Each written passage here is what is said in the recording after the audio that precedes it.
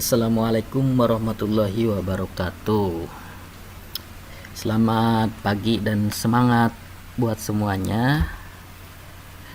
Hari ini dan saat ini kita akan mempelajari konsep fikih dan sejarah perkembangannya. Sebelumnya, apakah kalian pernah belajar pendidikan agama Islam di sekolah sebelumnya, terutama yang sekolah asalnya berasal dari SMP?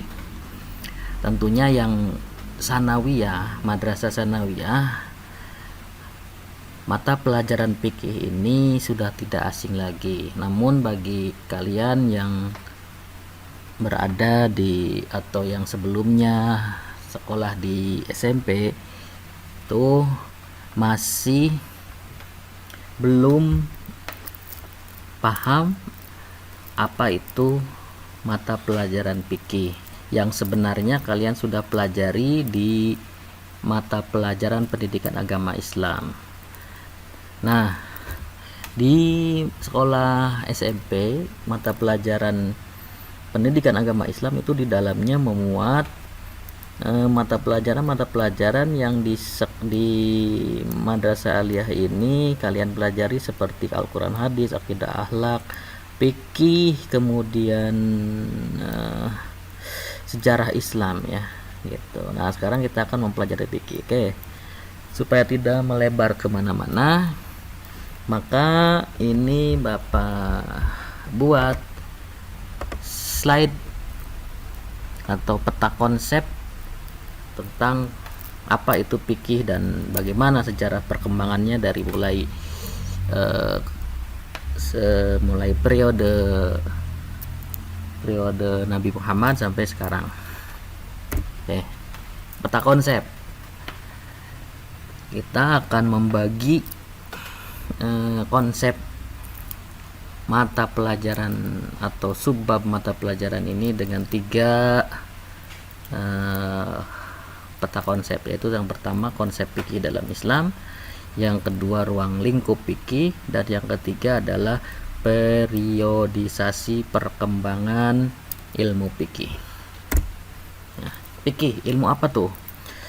Nah, sebelum menjawab fikih itu ilmu apa, kita tentu sudah maklum bahwa mata pelajaran agama Islam itu terdiri dari tiga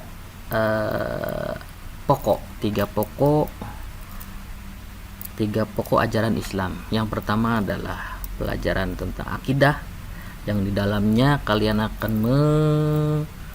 menjumpai rukun Islam, rukun iman, sifat Allah, kemudian ada nanti di kelas 11 itu aliran-aliran kalam dan lain sebagainya. Itu masuk ke pokok ajaran Islam yang kategori akidah.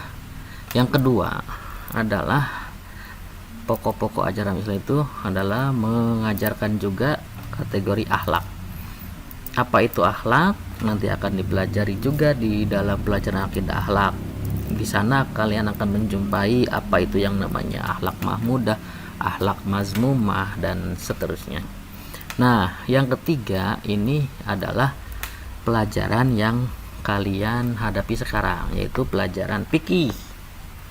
Ya, apa itu fikih? Nanti akan kalian berhadapan atau mempelajari aturan atau hukum-hukum cara berhubungan dengan Allah atau dengan Tuhan dan manusia, yang nantinya akan terkategori lagi menjadi 4, yaitu ada ubudiyah atau yang berhubungan dengan Tuhan, dengan Allah, yang berhubungan dengan ibadah, ubudiyah itu peribadatan.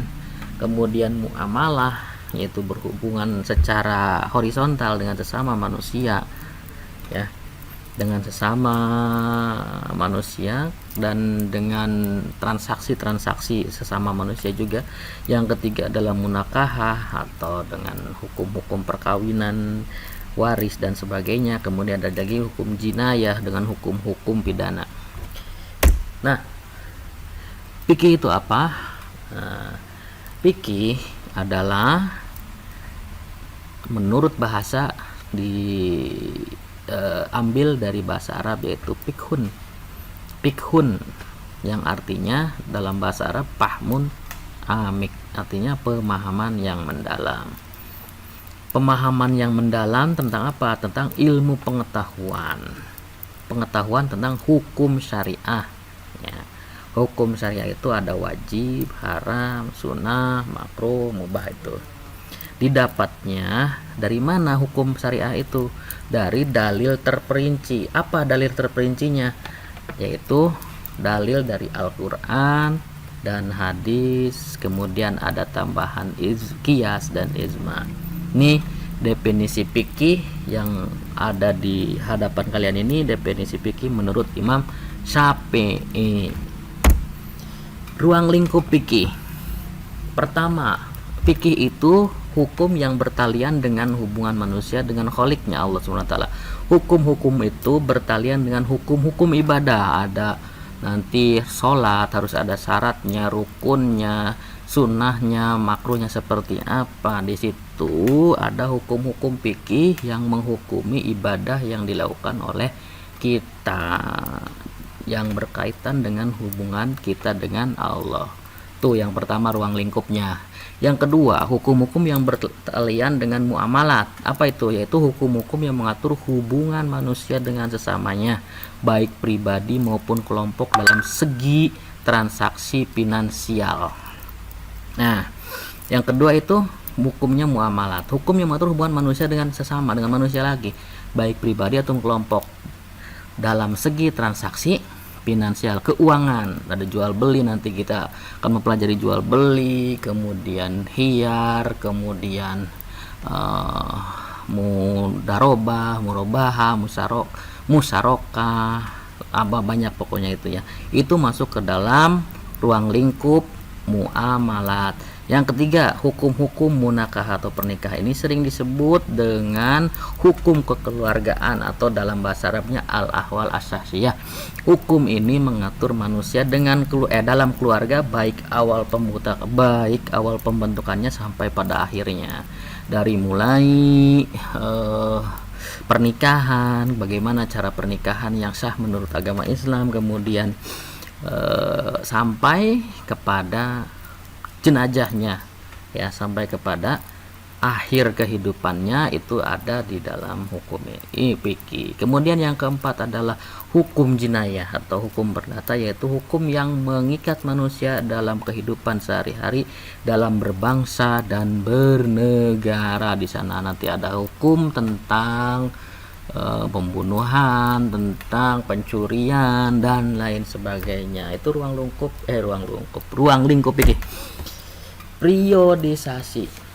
Periodisasi atau waktu perkembangan ilmu fikih. Yang pertama tentunya periode Nabi Muhammad. Periode Nabi Muhammad ini dibagi menjadi dua, yaitu periode Mekah dan periode Madinah. Praktis pada periode Mekah itu sangat sedikit sekali tentang hukum-hukum fikih, karena Nabi Muhammad pada waktu itu fokus kepada pembinaan akidah, penguatan akidah umat Islam yang baru memeluk agama Islam. Dan ini sumber-sumber ilmu fikih di waktu periode Nabi Muhammad, yaitu Al-Quran dan perilaku Nabi sendiri. Kemudian ketika ada masalah langsung ditanyakan kepada Nabi Muhammad. Kemudian lanjut ke periode sahabat. Dari periode sahabat ini itu ditandai dengan wafatnya Nabi Muhammad sampai dengan masa Khalifah Muawiyah bin Abi Sufyan. Ya, dari zaman Khulafaur Rasyidin itu masuknya periode sahabat. Termasuk Muawiyah bin Abi Sufyan itu termasuk pada periode sahabat. Kemudian periode Tadwin. Periode Tadwin ini mulai dari daulah atau khalifah ke khalifahan Abbasiyah. Ini sudah mulai ada masa pembukuan ilmu fikih. Ini masa mujahidin. Ini banyak tokoh-tokoh seperti imam-imam mazhab muncul pada periode tadwin ini. Kemudian periode taklid. Periode taklid ini dimulai dengan berakhirnya Daulah Abbasiyah. Jadi disinilah mulai tidak adanya mujahidin, tidak adanya mujtahid, tidak adanya orang yang berijtihad. Jadi dalam masa taklid ini ulama-ulama hanya menyampaikan ijtihad dari imam-imam yang telah ada, seperti Imam Syafi'i, Imam Abu Hanifah, Imam Hambali, Imam satu lagi Imam siapa, yang 4 itu pokoknya ya, Imam. Berakhirnya yaitu mulainya dari berakhirnya Daulah Abbasiyah ini disebut masa para fuqaha, masa para ahli fikih yang menjabarkan dan menyampaikan ijtihad dari imam-imam pada periode tadwin begitu. Terima kasih. Itulah sekilas video pembelajaran fikih, materi konsep fikih dan sejarah perkembangannya. Terima kasih dan terima kasih atas segala perhatiannya.